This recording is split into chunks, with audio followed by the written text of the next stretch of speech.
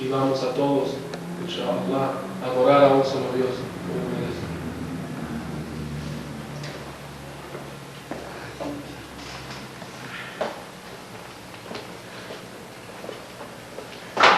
Jesús, como ustedes saben, nunca proclamó ser Dios. Y lo que podemos ver dentro de los evangelios, algo que a mí me enternece mucho el corazón, es un relato cuando Pedro, el discípulo más cercano a Jesús, el que después de haber sido un rebelde, se apegaba y seguía cada paso de Jesús. En una ocasión él, parafraseando un poco, estuvo tratando de curar a alguien, a un enfermo, como lo hacía Jesús, y no pudo. Entonces llegó Jesús humildemente.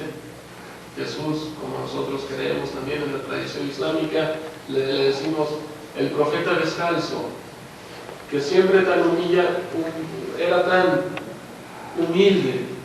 Y él mismo dijo en muchas ocasiones que el que se humille será exaltado y el que se exalta será humillado. Llegó él ahí con Pedro y curó al hombre. Pedro le preguntó, ¿cómo es que tú lo curaste tan rápido? De hombre a hombre. ¿Qué le dijo Jesús? Dice, quien tenga fe en Dios puede mover hasta una montaña. La fe en Dios es lo que vale el cristiano. La fe, el adorarlo. Y vemos después que Pedro pone en práctica esto, y se le incrementa la fe porque camina sobre el agua. Aunque hoy los científicos argumentan que es que los niveles salíneos del mar de Galilea en X momento del año son de tal cantidad que uno puede caminar sobre el agua. Yo la verdad hasta la fecha no he visto ningún documental donde caminen sobre ese mar. Y estamos hablando que el Evangelio menciona que un barco estaba navegando y que Jesús estaba caminando sobre el agua hacia ese barco y Pedro se bajó. Y cuando Pedro se hundía, porque empezó a levantarse el oleaje, Jesús le dijo, ten fe en Dios. Ten fe en Dios. Así que nosotros creemos en Jesús. Creemos que Jesús, como Alá menciona en el Corán, es Al-Kalima, la palabra. Es una manifestación de la palabra Kun Fayakun, sé y es. Porque María, cuando le llegó el arcángel Gabriel a María y le dio las buenas nuevas que iba a tener un hijo, María dijo, ¿cómo? ¿Cómo voy a tener yo un hijo si soy buena mujer? Ningún hombre me ha tocado. Entonces fue cuando dijo Dios, yo solo digo, sé y es. Y así como fue Adán y Eva, sin padre, sin madre, sin progenitor, nomás Alá dijo, Kun, Fayakun, y fue Adán. Y fue Eva. Y así como son todos nosotros, de una gota de esperma existimos hoy, así existió Jesús. Porque Alá dice Kun Fayakun. Por eso Él es la manifestación del Kalima, del verbo que dio todo a existir, que es Kun Fayakun. Sé y es. Y no hay nada que pueda frustrar esa palabra de Allah.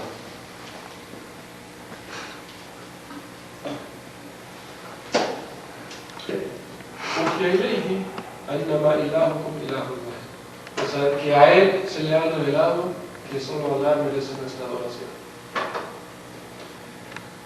Mohammed llegó y vivió entre un pueblo muy pagano, de un pueblo separado y segregado de las grandes civilizaciones de aquel entonces, del imperio bizantino, del imperio romano occidental, del imperio persa, del imperio chino.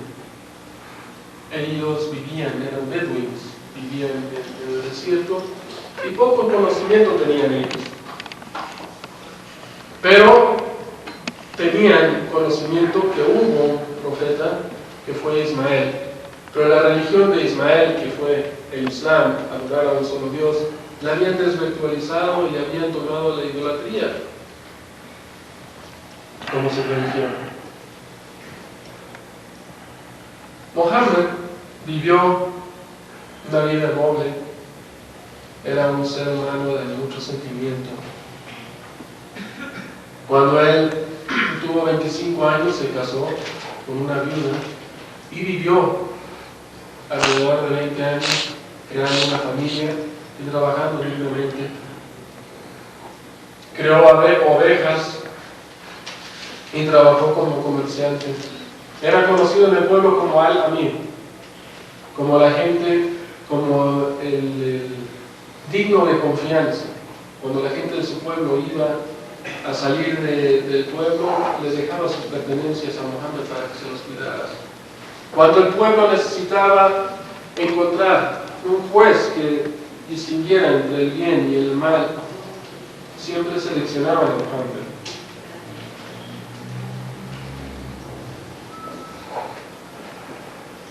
Mohammed cambió su vida cuando recibió la revelación de Dios por medio del arcángel Gabriel en la cueva. Él le gustaba retirarse a contemplar el bello panorama desde las montañas que estaban en las afueras de la Meca y contemplaba el mal social. El mal social, para darles una idea, para mí se expresa muy claro en una historia de Omar ibn Khattab. Para aquellos historiadores o aquellos que conocen la historia árabe, Omar ibn Khattab fue el líder que hizo que se expandiera el Islam en Persia, Bizantina y hasta España, y fue, de acuerdo a la mayoría de los estudiosos de la historia, fue de los líderes que la humanidad ha tenido. Este hombre, cuando era líder, en ocasiones lo encontraba riéndose, en ocasiones llorando sin motivo alguno. Y alguien se atrevió a preguntarle: ya Omar, ¿por qué es que en ocasiones lloras y en ocasiones ríes? Dice: cuando lloro, recuerdo los tiempos de ignorancia en el que vivíamos antes de que Mohammed recibió el Corán. Cuando tenía a mi hija 6 años, la llevé para hacer el rito del pueblo, la llevé a enterrar al desierto. Mientras cabía el hoyo, mi hija me ayudaba. Y en una ocasión se me ensució mi barba y mi hija le quitó el polvo a mi barba. Y yo aún así la puse en el hoyo y la enterré. Esta era una de las muchas prácticas que hacía el pueblo de Mohammed antes de que él hubiese recibido el Corán. Las niñas, como no servían para el trabajo, eran vistas como algo malo. Entonces era una costumbre enterrarlas. Y a la hija de Omar la enterró él mismo con sus propias manos cuando ella solo tenía 6 años. Y por eso es que Omar, al recordar esa tontería, lloraba. Y bueno, me dicen: ¿por qué reías? Dicen: reía porque recuerdo una ocasión cuando yo era idólatra. Tenía siempre un ídolo que me acompañaba